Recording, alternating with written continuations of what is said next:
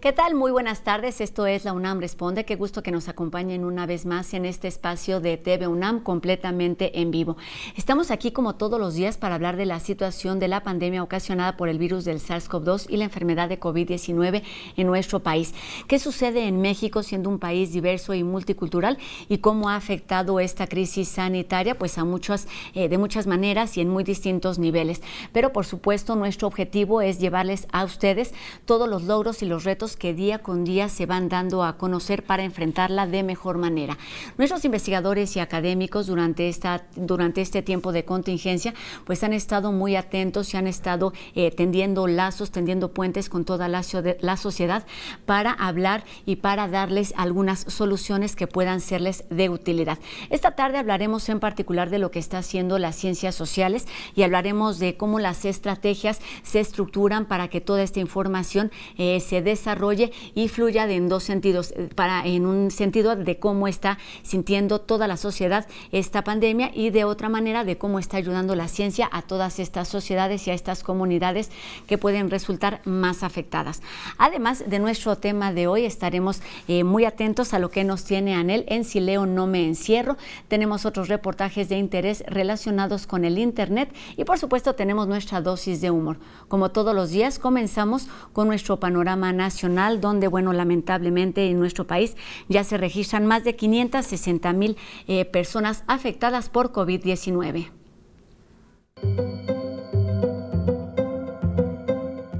Y siempre tenemos que enviar nuestro abrazo, nuestro pésame sentido sincero a familiares de quienes han perdido la vida por la pandemia.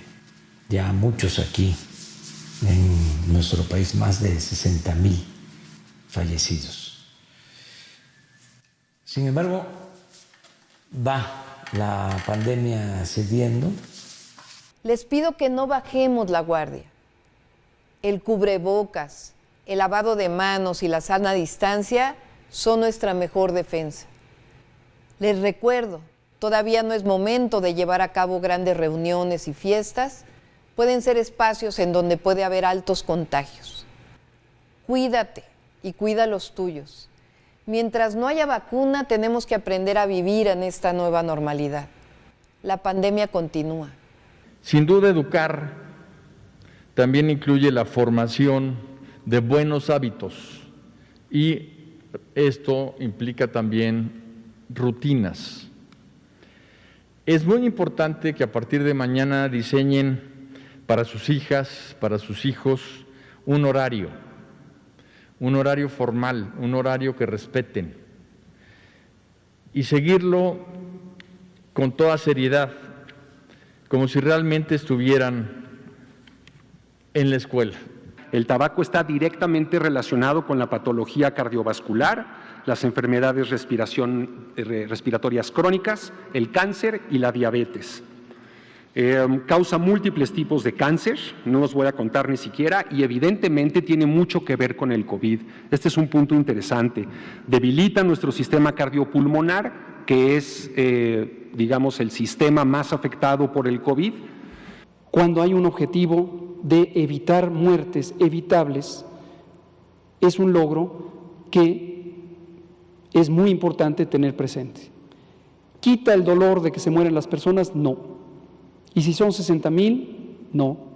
Y si son 120,000, tampoco.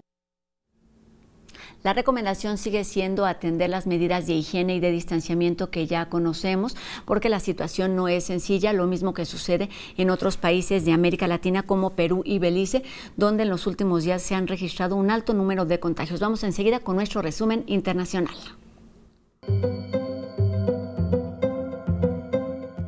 El mundo registra más de 23.4 millones de casos de coronavirus, más de 15 millones de personas se han recuperado y más de 800,000 han fallecido. La Organización Mundial de la Salud informa que 172 países se han comprometido con el plan de vacunación COVAX contra el coronavirus. México reporta 226 muertes más, terminando la semana con 3.723, el total más bajo en más de 2 meses según cifras del gobierno. El país registra un recuento de 60.480 fallecimientos y 560.164 casos confirmados. Victoria, estado de Australia, ha reportado el menor aumento diario de nuevas infecciones en 7 semanas, con solo 116 nuevos casos. Tokio informó 95 nuevos casos de coronavirus, lo que marca el recuento más bajo en un solo día desde el 8 de julio.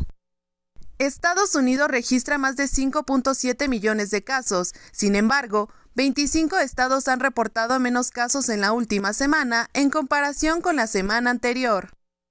Francia informó su mayor aumento en el número de casos desde que salió del encierro, con 4.897 nuevas infecciones. Rusia reportó 4.744 nuevos casos, lo que elevó su recuento de infecciones confirmadas a 961.493. Alemania continúa lidiando con un aumento constante de las infecciones, con 711 nuevos casos reportados este lunes. Italia registró 1.210 nuevas infecciones, el mayor número de casos diarios reportados desde el 12 de mayo. Finlandia endurecerá las restricciones a las reuniones públicas a partir de septiembre, limitándolas a 50 personas, debido al reciente aumento de los casos de COVID-19. Seúl, la capital de Corea del Sur, ordenó el uso obligatorio de máscaras en lugares públicos tanto interiores como exteriores. Los casos en el país disminuyeron ligeramente, registrando solo 266 nuevos casos, pero ha decidido suspender las clases presenciales en casi 2.000 escuelas. El doctor Carlos Rosales del Instituto de Investigaciones Biomédicas es un claro ejemplo del compromiso y la responsabilidad que tiene nuestra universidad y también los universitarios de hacer más accesible la ciencia cada vez más para todos. Esta tarde nos sigue hablando de lo que sucede con las vacunas que se están desarrollando para atacar la enfermedad de COVID-19. Buenas tardes, doctor. Muchas gracias, Rosa. Muy buenas tardes. Seguimos describiendo las vacunas que se están desarrollando contra el coronavirus. Tenemos las vacunas de tipo virus completo en forma inactivada. Estas vacunas ya no permiten que el virus se reproduzca y cause enfermedad, pero estimulan al sistema inmunológico. La compañía Sinopharm en China, junto con el Instituto Wuhan y el Instituto Beijing, ha desarrollado 2 vacunas de coronavirus inactivado.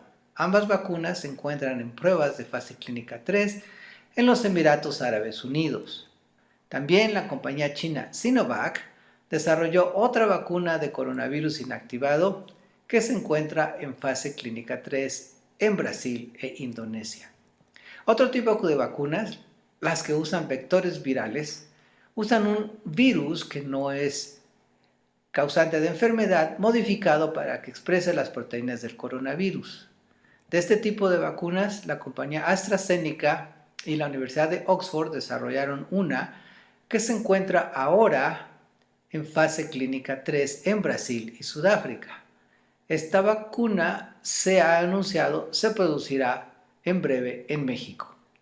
La compañía Johnson & Johnson también desarrolló una vacuna basada en adenovirus que se encuentra actualmente en fase clínica 2 y se anuncia se iniciará la fase clínica 3 en septiembre. La compañía Merck está desarrollando 2 vacunas más basadas en virus, una con el virus de estomatitis vesicular y otra con el virus del sarampión atenuado, como nuevas posibles vacunas contra el coronavirus. Tenemos finalmente la vacuna del Instituto Gamaleya en Rusia, que se ha aprobado con el nombre de Sputnik 5 sin haber pasado por la fase clínica 3. Esto es, aunque se aprobó en Rusia, aún no sabemos si la vacuna es efectiva o no. Y la compañía china CanSino Bio ha desarrollado una vacuna con adenovirus que se ha aprobado para uso limitado en el ejército. Esta vacuna se encuentra en estudios de fase clínica 3 en Arabia Saudita. Estas son las vacunas más prometedoras, pero todas se encuentran en fase clínica 3 y los resultados de esto los tendremos en unos 3 meses más o menos. Esperemos que alguna de estas vacunas sea efectiva y podamos tener una vacuna muy pronto. Muchas gracias. Regresamos con Rosa al estudio de TV UNAM. Todos esperamos que alguna de estas vacunas sea efectiva y se distribuya lo más rápido posible, pero hay que recordar que debemos ser pacientes. Son procesos largos, complicados, precisamente para lograr que sean efectivos y que no tengan ningún tipo de efectos secundarios. Y bueno, también esta pandemia ha significado para muchos científicos la oportunidad de ayudar con conocimientos a construir sociedades más conscientes, más sensibles, más empáticas. ¿Cómo hacerlo desde las ciencias sociales? De esto estaremos conversando esta tarde con nuestras invitadas. En primer término, saludo a la doctora Carla Salazar, especialista en el estudio de la resiliencia frente a violaciones graves de derechos humanos e investigadora del CRIM. ¿Cómo estás, Carla? Un gusto tenerte de nueva cuenta en este espacio de TV UNAM. Muy bien, Rosa, muchas gracias por el espacio. ¿Cómo estás tú? Pues muy bien, muchas gracias, con muchos temas importantes relacionados con la sociedad, y para esto saludo en este momento a la doctora Kenia Sánchez, quien es académica de la Escuela Nacional de Trabajo Social. ¿Cómo estás, Carla? Buenas tardes. Hola, Kenia. Rosa, un gusto. Hola, Carla, muchas gracias. Me siento muy contenta de estar compartiendo el espacio contigo y con toda la audiencia de TV UNAM. Y a mí me da mucho gusto que Kenia nos muestre que efectivamente es necesario el uso de cubrebocas, y para cuando ya no podemos, pues podemos quitárnoslo unos minutos, pero usémoslo el mayor tiempo posible. Pues les pregunto, me gusta mucho que estén aquí con nosotros, porque además ustedes se conocen, trabajan desde las ciencias sociales, ambas están desarrollando proyectos de investigación durante esta contingencia para ver qué están pasando en distintas comunidades, y el objetivo es acercar la ciencia precisamente a la sociedad. Para comenzar, Kenia, te pregunto a ti, ¿qué es lo que hace particularmente un trabajador social en este tiempo? ¿Qué ha hecho todas estas semanas de contingencia y de encierro? Sí, gracias, Rosa, por la pregunta. Mira, de hecho acaba de pasar el 21 de agosto, ¿verdad? También Carla no me dejará mentir que es el día en que conmemoramos el Día de las y los Trabajadores Sociales en México. Y realmente ahí es donde se pudieron decir en muchísimos espacios, ¿no? Todo lo que ha significado, todo el trabajo de nuestro gremio, no solamente en hospitales, muy, muy fuertemente en las comunidades, muy fuertemente en los procesos de prevención, justamente en lo que tiene que ver es cuestiones de reeducación y de volver, digamos, a poder tejer procesos de solidaridad y de entendimiento comunitario, que me parece que eso es muy importante. En las escuelas también ha sido muy importante, muy relevante el papel de las y los trabajadores sociales. Realmente ha habido actividades muy, muy importantes fuera de los espacios institucionales y, por supuesto, dentro de los espacios institucionales. Por desgracia, también hemos tocado la parte dura, la parte triste, negra, digamos, de esta pandemia, en donde muchas compañeras y compañeros de nosotros han fallecido. Y tiene que ver con ese compromiso también y con esa proximidad que tenemos como gremio, como profesión, con las personas, con las instituciones, con las familias, y bueno, con trabajando obviamente de la mano, muy fuertemente de la mano del sector salud, de lo que implica el personal de enfermería y médico. Entonces, pues eso es lo que hemos estado haciendo. En la docencia ni se diga, ¿verdad? También un trabajo muy fuerte de acompañamiento con las juventudes, y las infancias que también han estado padeciendo ya la parte del confinamiento muy difícil, ¿no? Pues un reconocimiento y lamentable todas estas pérdidas, no solamente evidentemente de los trabajadores sociales, sino pues ya escuchábamos este fin de semana, se sumaron ya más de 60,000 defunciones en nuestro país, una cifra muy poco alentadora, pero hay mucho que podemos hacer y que pueden hacer en este sentido pues los trabajadores sociales, los científicos y los humanistas, para evitar que esta cifra siga sumando. Hablando de este tema, ¿cuáles han sido los principales retos cuando pensamos en comunidad? Pensamos básicamente en trabajo de campo. Carla, ¿cómo ha sido este proceso cuando se está haciendo a la distancia? Por supuesto, mira, Rosa, esta adversidad nos ha tocado a todos desde diferentes niveles, ¿no? En el campo de la investigación, pues también entra un agobio para quienes nos dedicamos a la generación del conocimiento. Y este agobio, pues, consiste en reconocernos como seres vulnerables, ¿no? Como que no estamos ajenos a la vulnerabilidad que está caracterizando a las poblaciones, nuestras poblaciones de estudio. Entonces, los retos, pues, vienen, Rosa, desde situarse como investigadora, como investigador, reconocer nuestra propia adversidad en el trabajo de campo, no olvidar la ética dentro de los procesos de generación de conocimiento. Y esto es muy importante, Rosa. No podemos en estos momentos seguir haciendo una ciencia alejada de la comunidad. Tenemos que estar muy cercanos a la gente, muy cercanos a la comunidad, y esto se puede lograr a través de un trabajo multidisciplinario, ético y comprometido. Para ello, desde las diferentes plataformas de la UNAM, nos hemos servido, nos hemos ayudado para acercarnos a las comunidades, a la gente, a través de la divulgación de nuestro trabajo, de nuestros hallazgos. Regreso otra vez al punto de la ética. Hoy más que nunca la ciencia social se debe de enfocar a generar una incidencia sobre las comunidades. Debemos de dejarla de ver como una generación de productos, de artículos para los pares. La divulgación en estos momentos es prioridad, y por ello agradezco bastante a TV UNAM con este programa de la UNAM Responde, porque entonces se nos permite generar un espacio con la comunidad de divulgación, de comunicación, y de decir que también somos humanos estudiando lo humano. En este sentido, pues es importante que nos preguntemos cómo ha sido socializada la generación del conocimiento con la sociedad en estos meses y qué papel han desarrollado las universidades para la divulgación de los avances científicos. Y no nada más las universidades, sino también los medios de comunicación como la radio. La radio también ha sido muy importante en estos momentos, ¿no? Los medios virtuales. La comunidad científica, Rosa, se ha hecho presente a través de publicación de diversos artículos científicos y de opinión.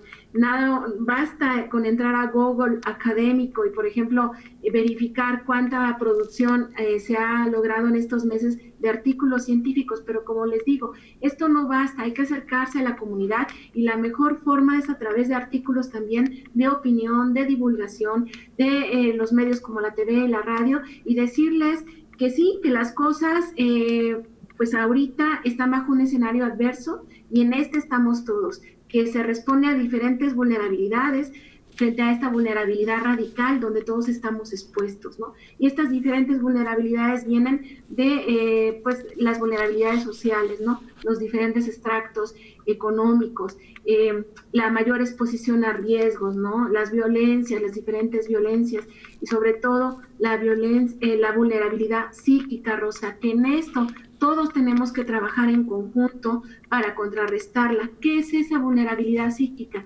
Pues es la forma en que nosotros nos percibimos más vulnerables frente a una realidad que exacerbamos. Es decir, al problema le sumamos más problemas, y eso es lo que debemos de evitar.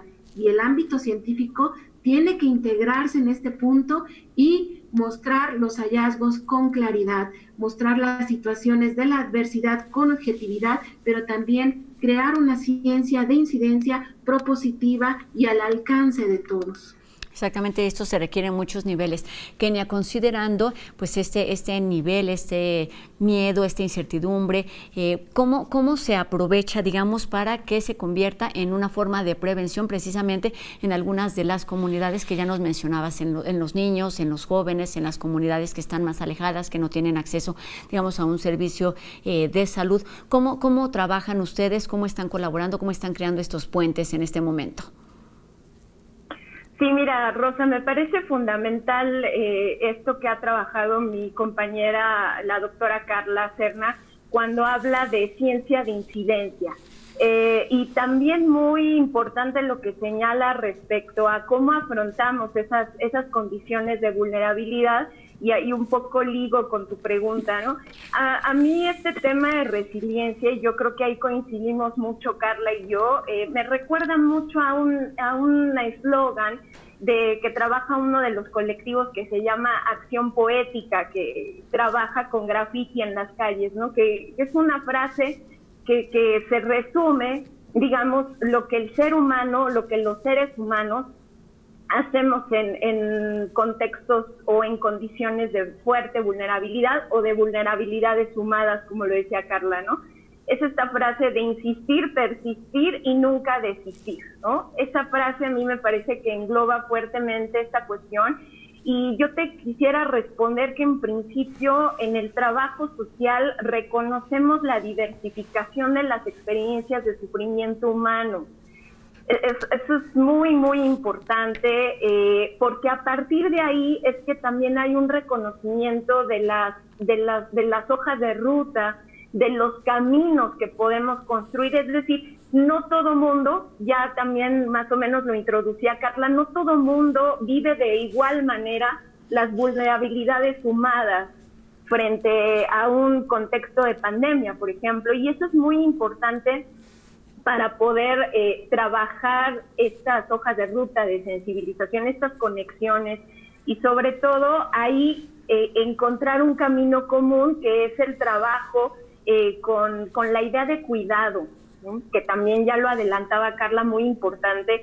Es una conciencia de autocuidado, pero también en su relación con el cuidado mutuo, con la importancia, digamos, de que en esa diversificación de experiencias de sufrimiento hay una coincidencia, hay un puente de común entre la importancia de generar conciencia de autocuidado y sus puentes entre la importancia del cuidado mutuo.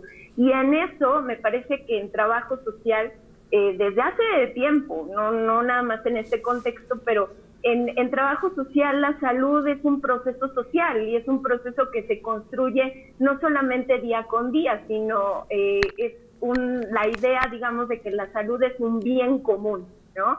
No, digamos, más allá de lo que implican los servicios institucionalizados en la dimensión educativa. Es muy importante que trabajamos con esos parámetros y en ese sentido, ¿no? Entonces, ahí me parece que está uno de los puentes importantes de trabajar este tipo de conciencia, ¿no? No solamente que es la parte individual, sino que en medida de las acciones que uno pueda tomar como individuo, como persona, en esa medida es que vamos a poder sumar. ¿A qué? A un bien común. Ese bien común es la salud, por supuesto. Y esta pandemia, eso te quería preguntar, bueno, esta pandemia es solamente uno de los escenarios posibles, pero por supuesto a lo largo de los años y dependiendo también el lugar del que estemos hablando, pues los escenarios son distintos. ¿Cómo lograr toda esta equidad, cómo lograr esta conexión cuando hay un concepto que no podemos olvidar, que es la desigualdad? Sí, claro. Eso es, empezando porque debemos de reconocer eso que bien mencionaba tanto Carla como yo, o sea, entender que las experiencias de cómo se está viviendo la pandemia no son las mismas en los mismos territorios. Y ahí hay que pensar también en los mensajes que se lanzan, ¿no? Y que a veces pensamos como únicos, o a veces hasta nos desespera pensar en por qué el otro, la otra no está atendiendo, ¿no? Quizá en su universo pasa otro tipo de cosas o la información no le está llegando de manera precisa, pero ahí es donde sale justamente este tema de la construcción de la resiliencia como un mecanismo comunitario, ¿no? A mí me parece que el principio es reconocer que hay desigualdades y que no se están viviendo las experiencias de la misma manera. En ese sentido, pues los lineamientos, ¿no?, que se lanzan como parámetros a cumplir, también deben de tener todos estos estudios, todos estos enfoques, y ahí es donde me parece que es súper potente la palabra, la frase que ha trabajado Carla de ciencia de incidencia, porque ahí estamos la comunidad científica con un fuerte compromiso de responsabilidad social y sobre todo la parte ética. Exactamente, de la que ya hizo referencia Carla. ¿No? Vamos a seguir conversando precisamente de los ejemplos de esta ciencia de incidencia que ustedes tienen muy clara y de los proyectos en los que ustedes están trabajando. Es momento de hacer una pausa. Carla, regresamos contigo. Kenia, también regresaremos para hablar de estos proyectos, de esos trabajos de investigación. Después de una pausa, antes los invito también porque tenemos regresando nuestras recomendaciones de lectura con Anel Pérez. Tenemos otros reportajes. No se vayan, esto es La UNAM Responde.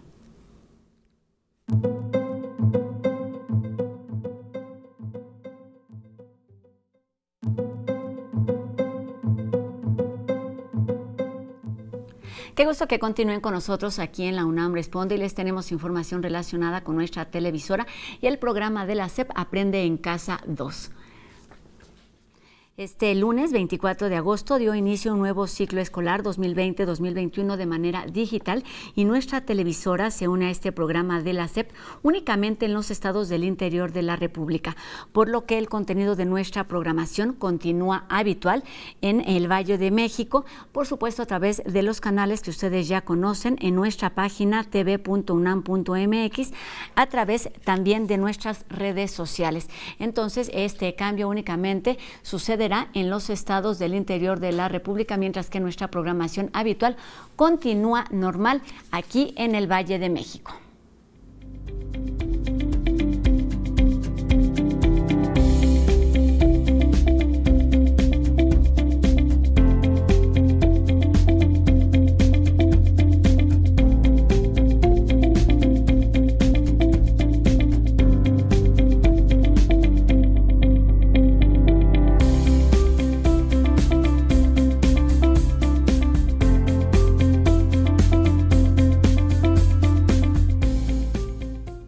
La colección universitaria Voz Viva es la recomendación que nos tiene esta tarde Anel en Si leo, no me encierra.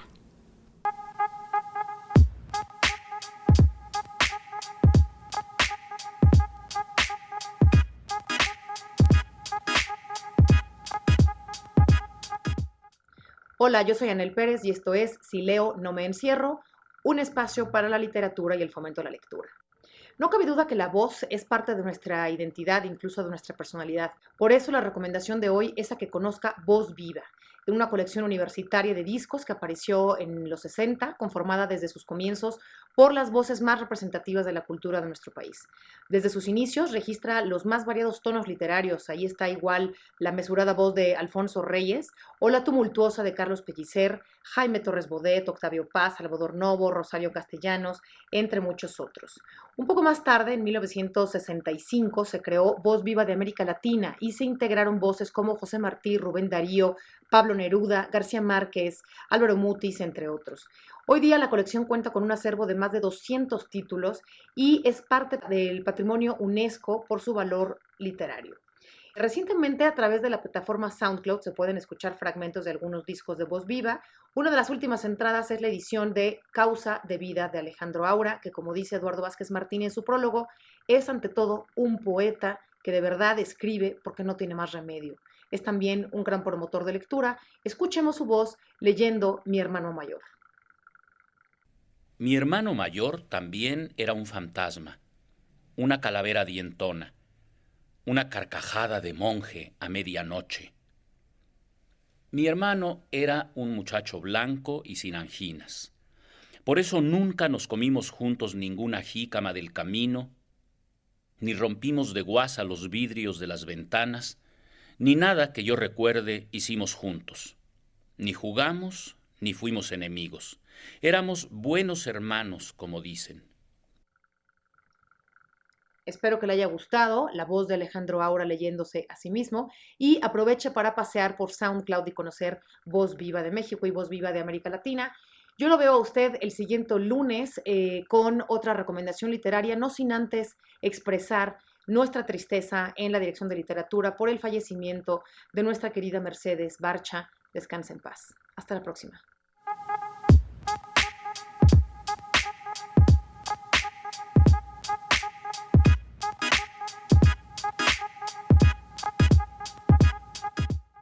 Ahí están las recomendaciones para leer y también para escuchar. Y bueno, durante este largo confinamiento nos hemos dado cuenta de la importancia que tiene el Internet en nuestras vidas cotidianas. Enseguida el equipo de En Trending de TV UNAM nos presenta una pieza para conocer lo que ha hecho nuestra universidad para que nuestra comunidad tenga acceso a él. Como en prácticamente todos los aspectos de la vida desde el comienzo del brote de COVID-19 en México, el Internet ha sido el medio que ha permitido la continuidad en múltiples ámbitos. La educación no es la excepción. En la UNAM, las actividades presenciales han estado suspendidas desde el 17 de marzo en todas sus escuelas, facultades e institutos. Las clases en línea de manera remota se convirtieron en la norma y continuarán para el próximo semestre, que comenzará el 21 de septiembre con una modalidad híbrida basada en la combinación de tareas presenciales y digitales. Por esto, la UNAM ha buscado alternativas para mejorar la conectividad entre el estudiantado. En marzo, abrió la posibilidad de que tanto alumnos como trabajadores pudieran acceder a un Internet más rápido desde casa sin ningún costo adicional. Este proceso se abrió a través de la página masinternet.unam.mx. De manera más reciente, a través de la campaña Dona una tablet, Fundación UNAM recibirá recursos que se entregarán a la universidad para dotar a alumnos de bajos recursos y altos promedios de una tableta y un año de servicio de Internet. Las donaciones se pueden realizar a través de los bancos Inbursa y Citibanamex. Una vez que se tengan los recursos, será la universidad la que defina la elegibilidad para ser uno de los beneficiarios, dependiendo de los antecedentes académicos de los estudiantes, así como del nivel socioeconómico de sus familias. Importante tener acceso a esta herramienta que nos permite acercarnos a toda clase de información y también a los memes que día con día nos hacen reír. Vamos a ver qué nos preparó el equipo de No Memes para esta tarde. Tecnología, entretenimiento y buen humor se dan la mano en la siguiente cápsula que No Memes tiene para ustedes.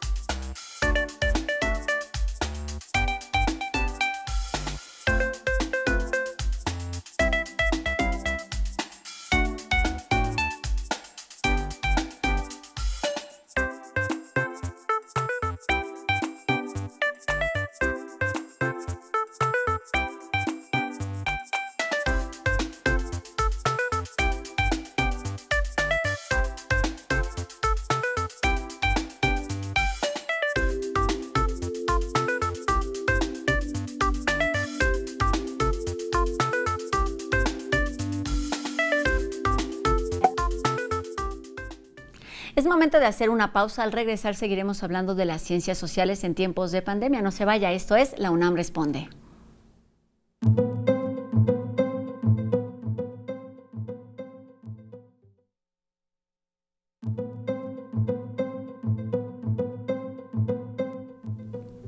Comenzamos este último bloque y seguimos hablando de la importancia de Internet en el reportaje que nos preparó el equipo de En Trending. Desde que Internet llegó a manos del ser humano, ha tenido diferentes utilidades, pero siempre manteniéndose como una red de comunicación. Los avances tecnológicos hicieron que el Internet se volviera funcional, facilitándonos el acceso a la información y el tráfico de datos a través de un clic. Actualmente, la pandemia nos ha obligado a permanecer dentro de nuestros hogares y es el único medio que nos ha permitido sobrellevar nuestra enclaustrada realidad. En términos generales ha sido muy sorprendente el uso que ahora se le da, el aprovechamiento que se da ahora en específico a Internet y a este tipo de tecnologías que precisamente hoy estamos dando, porque nos han permitido pues de manera muy segura mantener la comunicación con las personas en todos los ámbitos, en el trabajo, en la escuela, en lo social también. Antes del confinamiento, el principal uso que se le daba a esta herramienta era con fines lúdicos o de entretenimiento. Con el confinamiento, esto pasó a segundo plano, pues algunas personas tuvieron que realizar su trabajo desde sus hogares y las jornadas de conexión a Internet por las cargas laborales incrementaron considerablemente. Aunque este estilo de vida pareciera cómodo y reconfortante, el uso excesivo del Internet también puede tener repercusiones de manera nociva en la salud mental y emocional de los involucrados en estas dinámicas. Creo que esto sí es una realidad. Ha habido una sobredemanda de la gente por este pensamiento de que si se está en casa, entonces es que se está sin hacer nada, sin estar siendo productivo, ¿no? Creo que eso viene acompañado de toda esta corriente que es muy demandante para nosotros como sociedad, en donde se te exige que si no estás haciendo algo laboral o productivo, entonces estás perdiendo el tiempo. Y claro que no, de pronto el hecho de tener actividades que no tengan que ver con lo laboral, que incluso sean de ocio, pues es necesario para toda persona, ¿no? El coronavirus replanteó la manera de interactuar entre sí. Un ámbito que causa incertidumbre es el desempeño estudiantil respecto al aprovechamiento que los alumnos de educación básica puedan obtener de esta nueva modalidad escolar ante el desafío que implica tomar clases en línea. No es lo mismo de pronto pedirle a una persona, a un niño, una niña, un adolescente que ha venido formándose en lo presencial con un maestro frente a un grupo interactuando con sus compañeros, a de pronto de un día para otro ubica que ya la forma en que te vas a comunicar es a través de esta pantalla, ¿no? Sin embargo, esta vida digital no aplica para todas las comunidades en México. El acceso a Internet es un fenómeno urbano que contrasta con las zonas rurales donde existen otras necesidades básicas por cubrir antes que establecer coberturas de Internet. Definitivamente en nuestro país la situación es muy heterogénea. En las ciudades vemos pues mucho desarrollo y en ciertos estados de la República a lo mejor pues una situación mucho más limitada en términos de recursos e incluso pues de otros tipos de servicios, ¿no? Entonces realmente sí es una situación complicada. Porque no podemos generalizar de, bueno, pues se podría atender a todos los niños, a todos los estudiantes de cierta manera, porque hay quienes sí tienen el acceso, quienes sí tienen la conexión, pero hay quienes no.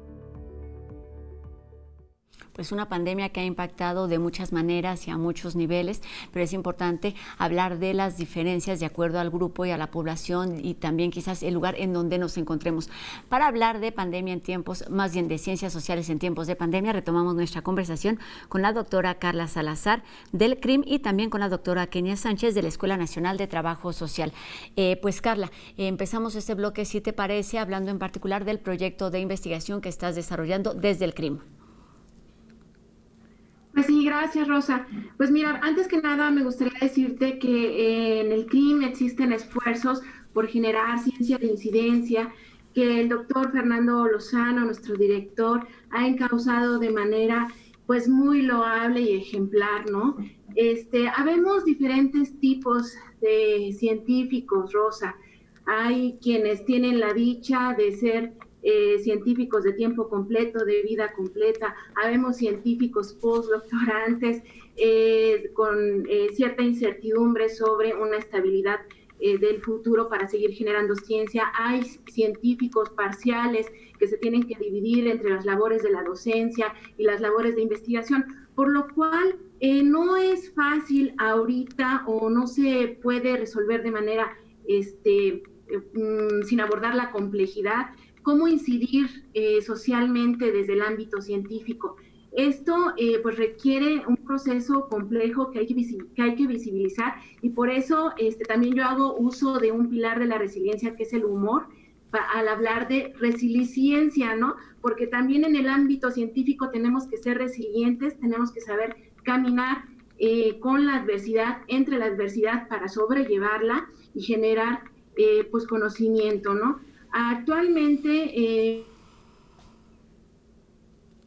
con los procesos de resiliencia que viven las familias y las personas que tienen familiares o seres queridos desaparecidos.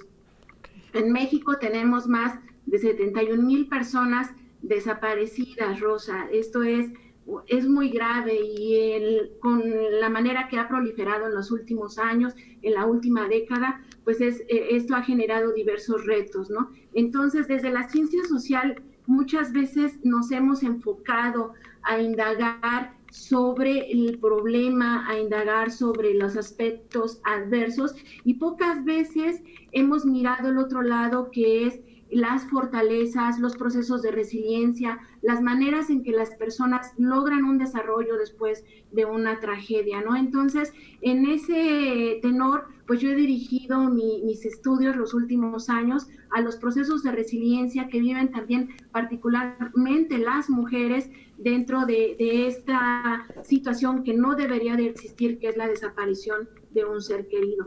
Entonces, generar incidencia frente a los escenarios más oscuros, más desastrosos, más tristes, Rosa, no es fácil, pero sí es posible, ¿no? Precisamente yo aplaudo ahorita la iniciativa del posgrado de Ciencias Políticas y Sociales que me ha permitido desarrollar, incluso empezamos hoy, desarrollar una clase, un curso sobre proyectos sociales para generar resiliencia comunitaria. Y es que desde mi experiencia, Rosa, yo te puedo decir que si estas familias, estas personas que están buscando a sus familiares desaparecidos, que tienen que transitar por caminos tan dolorosos, han decidido sobreponerse y no someterse a esta oscura realidad, han decidido sí vivir el dolor, pero no generar sufrimiento, ellos pues nos han enseñado, me han enseñado a generar procesos resilientes en los momentos más complejos del ser humano. Carla, como bien dices, estas son realidades que afectan a nuestro país ya desde hace varios años. Cada vez hay más personas desaparecidas, lamentablemente. ¿Y por qué no nos platicas cómo ha sido este proceso en tiempos de pandemia, cuando pues el confinamiento nos obliga o nos invita a quedarnos en casa y pues para la búsqueda y de todas estas personas se requiere que las personas salgan a buscar, que salgan a manifestarse, que salgan a tener intercambio con las autoridades? ¿Qué ha sucedido durante todos estos meses con estas familias? Pues sí, es muy importante visualizarlo, Rosa, y muchas gracias por la puntualización. De hecho, este domingo que viene es el Día Internacional de la Desaparición Forzada y tenemos que estar atentos de acompañar a estas familias, incluso de manera virtual, porque ellos han utilizado el pilar de la resiliencia, que es la creatividad en esta pandemia. Pues entonces, cuando muchas de estas personas no estaban familiarizadas con la metodología, con la técnica de las técnicas virtuales, sobre el Zoom, sobre las herramientas, claro, alternativas, pues aprendieron a usarlas para acompañarse, por ejemplo, ante duelos, acompañarse incluso en buenos momentos como son bodas. O sea, los colectivos se han acompañado para festejar, para acompañar, para manifestarse, ¿no? El 10 de mayo, por ejemplo, hubo una marcha virtual, hicieron uso de esta tecnología, pues, para generar un proceso resiliente, ¿no? ¿Cómo ha sido su situación bajo el contexto de la pandemia? Pues ha sido mucho más compleja que para cualquier otra persona, Rosa. ¿Por qué? Porque estas personas, sobre todo las mujeres, en el momento de la desaparición de su ser querido, se generan enfermedades como diabetes e hipertensión, ¿no? Que son enfermedades muy señaladas en esta pandemia porque aumentan el riesgo ante la COVID-19.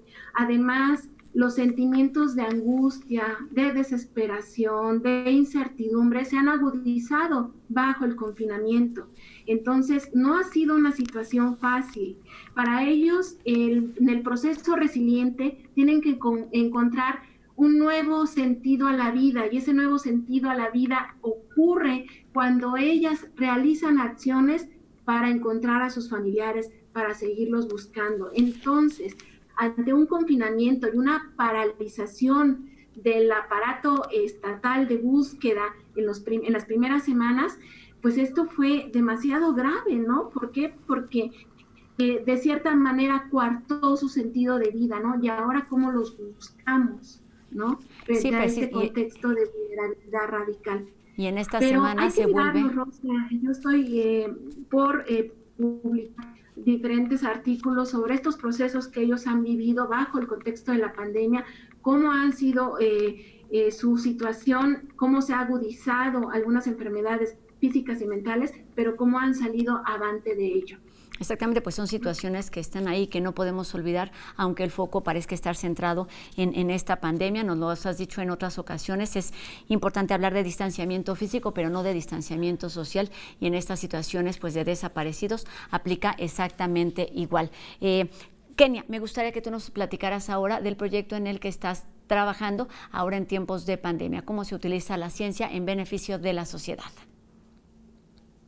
Sí, mira, Rosa, yo estoy con la línea de investigación en la Escuela Nacional de Trabajo Social con familias.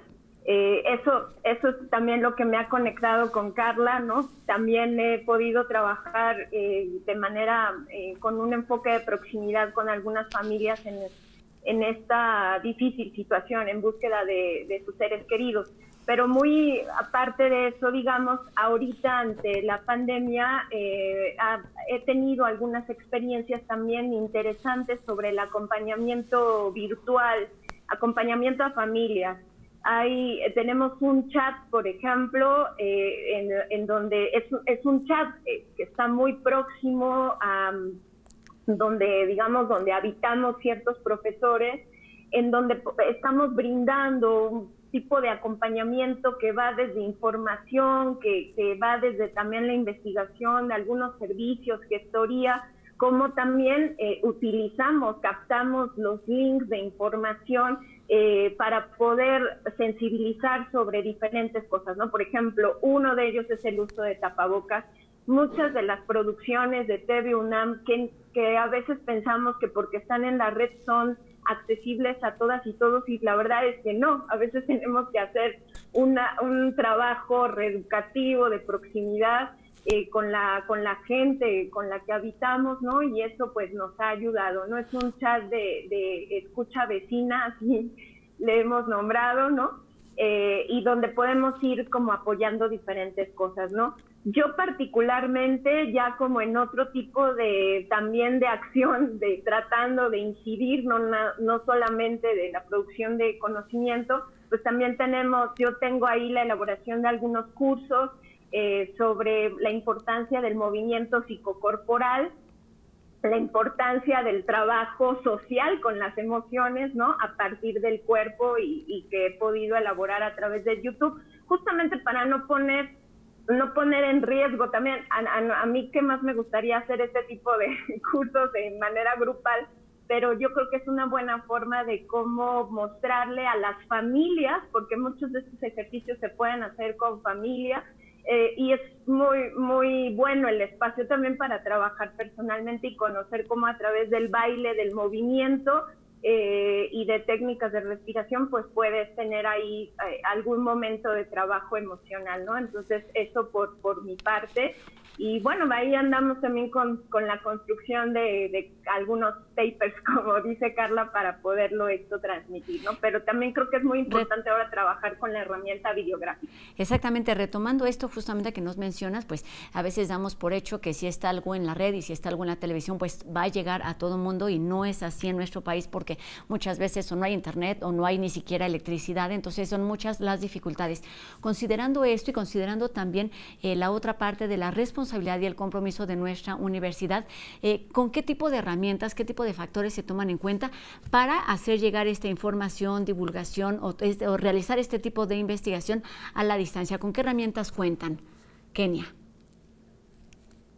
Sí, una de ellas es la que te decía yo, ¿no? O estas plataformas, por ejemplo, las redes sociales que realmente han tenido una masificación, pero por supuesto que hay otras condiciones como el Wi-Fi, ¿no? Por ahí lo veíamos en un reportaje anterior, ¿no? La red de datos, o sea, mucha gente, aunque está habituada de Facebook, de Twitter, de YouTube, a veces su conectividad no le da, pero yo creo que las plataformas en este contexto nos ayudan mucho para brindar y poder dar algunos conocimientos, ¿no? El WhatsApp también, que es una cosa importante, que las redes de chat o de grupo que podemos hacer a través de estas plataformas, ¿no? Y por supuesto que la elaboración de contenidos pues es imprescindible, o sea, no porque estemos en estas plataformas ya dejemos de de diseñar y de elegir ciertos contenidos que nos parece importante o primordial de trabajar en esta diferencia de territorialidades y en la diversificación de las experiencias de cómo se está viviendo esto. ¿Cómo impacta o cómo impactará todas nuestras nuevas realidades, estas transformaciones del distanciamiento, del no acercarnos, del uso de cubrebocas en el término de lo social? Carla, ¿cómo se entiende a partir de ahora o cómo se irá entendiendo durante las siguientes semanas este término de comunidad, de sociedad, de hacer investigación de campo desde las ciencias sociales? Sí, gracias Rosa por la pregunta. Yo creo que es muy importante, ¿no? Entender cómo se ha visualizado la pandemia desde sus inicios, ¿no? Desafortunadamente muchos medios de comunicación, muchos actores mencionaban esto del distanciamiento social en lugar de decir distanciamiento físico, y eso afectó sin duda el sentido comunitario, ¿no? Situación que tratamos de revertir a través de la UNAM, a través de las diferentes plataformas, ¿no? Reenaltecer el sentido comunitario, la importancia de las redes, de la solidaridad, de generar comunidad, una comunidad resiliente en medio de la pandemia, ¿no? Yo creo que desde el ámbito científico tenemos que mirar la forma de transmitir los conocimientos de manera amable, utilizar la divulgación y no nada más centrarnos en la difusión de los resultados en el medio académico, sino también acercarnos a lo que ya tenemos. En mi caso, Rosa, yo he hecho uso de la radio, de Radio UNAM. La verdad estoy muy agradecida con Radio UNAM para ayudarme a tratar de cambiar la narrativa, ¿no? De hablar más de las fortalezas, de hablar más de las oportunidades, de mirar la adversidad con otros ojos, con los ojos de la resiliencia, ¿no? De no hacer una narrativa de condenas, ¿no? Determinantes hacia la población, de dejar de señalar de manera tan agresiva a los grupos vulnerables, ¿no? Frenar la discriminación. Yo creo que la radio hoy en día sigue siendo muy importante. Los programas que se transmiten a través de Radio UNAM son de una riqueza inigualable. Y no nada más se hace uso de los medios de comunicación de la UNAM, sino también se pide ayuda a otras universidades. Y en este caso yo sí he tenido un eco con la Universidad Autónoma de Morelos, ¿no? Con Radio Universidad Autónoma de Morelos, con Radio Universidad de Yucatán, con Radio Universidad de Oaxaca, con UAM Radio, ¿no? Con Radio Educación, con IMER, Noticias IMER. ¿Por qué? Porque estamos hablando de resiliencia. ¿Resiliencia para qué?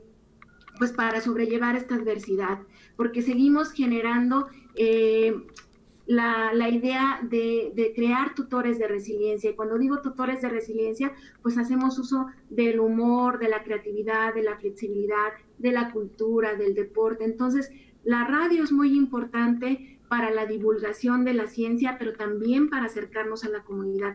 Ni se diga la televisión, ¿no? Este programa de la UNAM Responde, yo creo que ha sido una alternativa muy espectacular y que ha llegado a muchas casas, y es realmente necesario escucharlos a diario, estar enterados y saber que ante esta adversidad hay diferentes alternativas para seguir haciendo comunidad, una comunidad resiliente.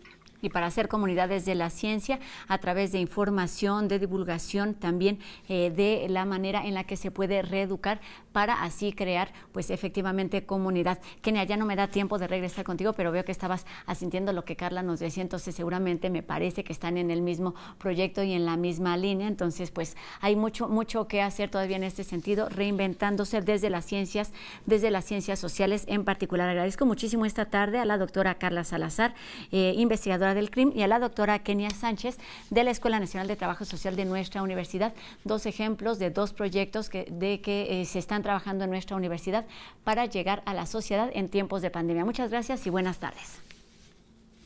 Gracias. Ahí gracias. está. Gracias a ambas. Y ahí está el uso de cubrebocas, Kenia, Carla y todos los demás. Y bueno, con esta información terminamos un programa más de la UNAM Responde. Gracias a quien nos acompaña del otro lado de la pantalla. Recuerde que seguimos esperando sus dudas y sus comentarios a través de nuestras redes sociales y también a través de nuestros números de WhatsApp que ustedes ya conocen. Tenemos una cita mañana completamente en vivo a las 2:30 de la tarde por TV UNAM. Adiós.